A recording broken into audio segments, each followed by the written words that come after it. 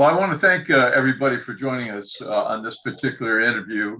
It's a really important time in the history of Employer Support the Guard and Reserve, and your willingness to get to know our volunteers a little bit more is really appreciated. But to give it some context, I just want you to know that Employer Support the Guard and Reserve is a Department of Defense organization that was established right after 1972 as a way to build positive relationships between our Guard and Reserve and their employers. Now, the reason that became a strong awareness is that's the time we went to an all-volunteer Army, and the reliance on the Guard and Reserve was starting to evolve very quickly. Well, as time progressed, the reliance increased on the Guard and Reserve all the way to the point where we are today, which is a fully operational reserve that is being employed for a wide range of domestic missions as well as supporting our national defense objectives overseas. The Guard itself constitutes nearly 50% of the deployable strength of the Department of Defense, and they play an even broader role in some logistical areas and medical areas. So it is a huge, huge area, extraordinarily important to the well-being of our country and to our states as they respond to multiple domestic challenges and crises within each of the states. Well, that said, then you want to look at its total history, which is 5 decades of commitment by volunteers who willingly step forward to try and make the mission of ESGR, which is creating this positive relationship between Guard and Reserve and their employers, a reality. That's not easy to do. It takes extraordinary people of commitment and a desire to contribute. And today we have the privilege of introducing one of our important volunteers, Jim Comstock.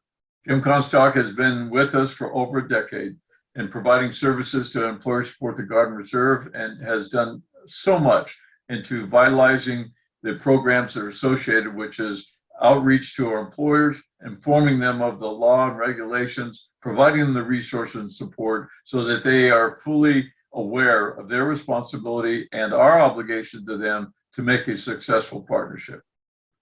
Well, with that said, Jim, welcome to our interview process. And Jim, if you'd be kind enough to share with our audience a little bit of your background, and then I'll ask you a couple of questions. Jim? Okay. Thank you, Jim. Well, I had the privilege and honor of serving for 38 years in the Army. Started out in Vietnam and ended up in CENTCOM, so covered some ground. I think the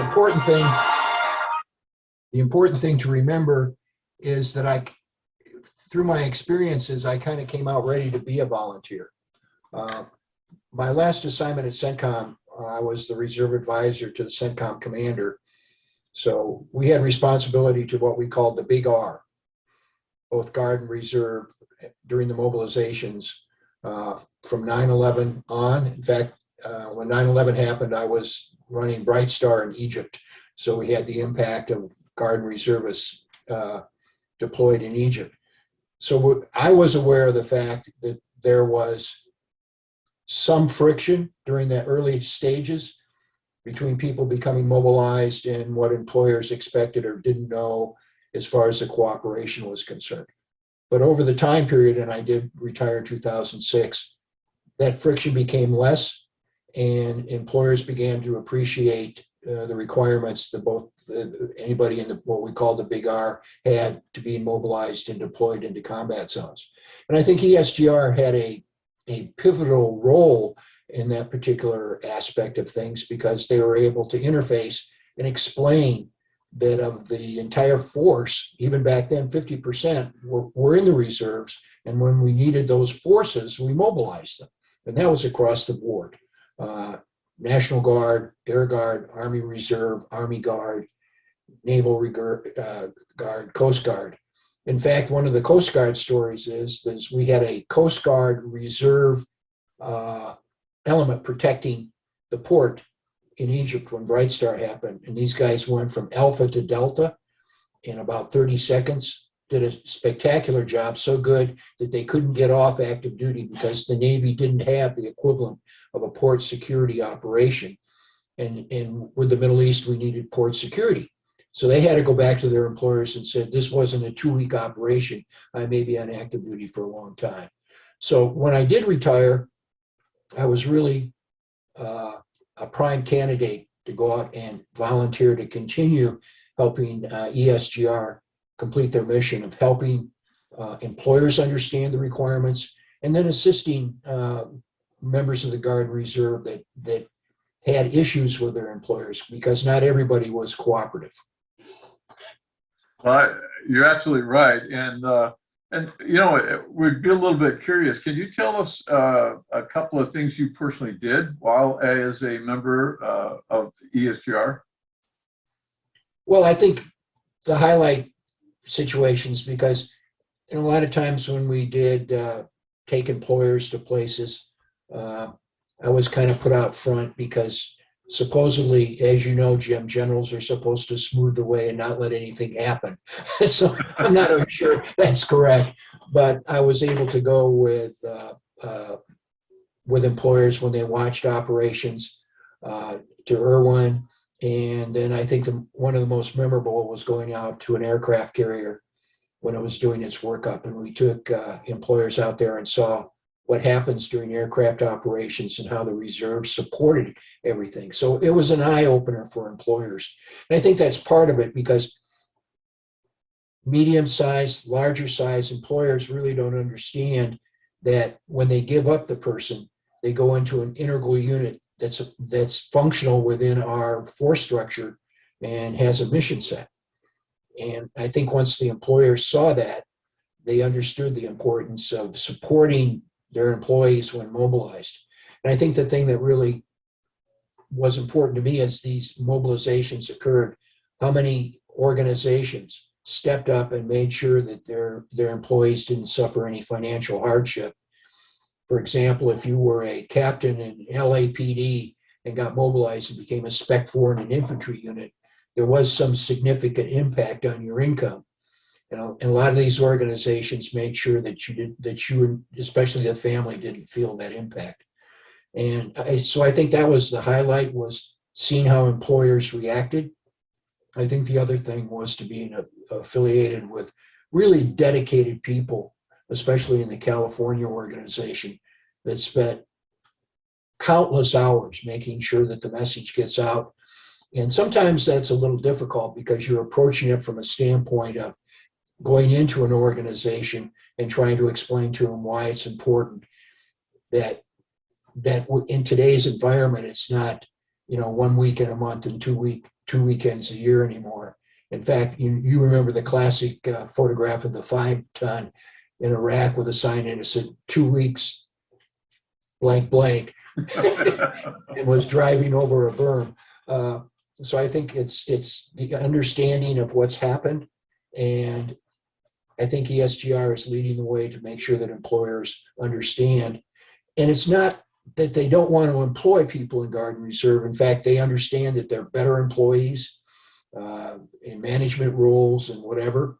It's that when they have to give them up and give them to the country, when they come back, they've done that dual role responsibility, and they come back as a better employee. And I think the employers feel good about that. And I think a lot of it is signing the pledges and presenting those pledges when an employer agrees to the principles of ESGR. Jim has highlighted some very important points, and I'd like to underscore a couple of them, Jim. One is the fact that the Guard is being an operational reserve today, as opposed to the years back when it was strategic. And in that operational role, they are used in a wide variety of missions, all of which contribute to the well-being and security of business environments, as well as our homes and our communities. And what Jim has done, and he's been pretty humble in his comments, but he has been out front and articulating the absolute criticality of embracing a two career Guard and Reserve member who is trying to balance the responsibilities of being a member of the military along with being responsible and supporting their employer. And the only way that happens successfully is if they understand each other and they're communicating well.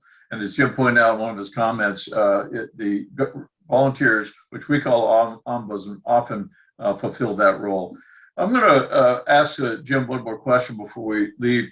Jim, as you reflect back over your tenure as a volunteer and your continued support, what would you say to somebody that might be contemplating becoming a volunteer?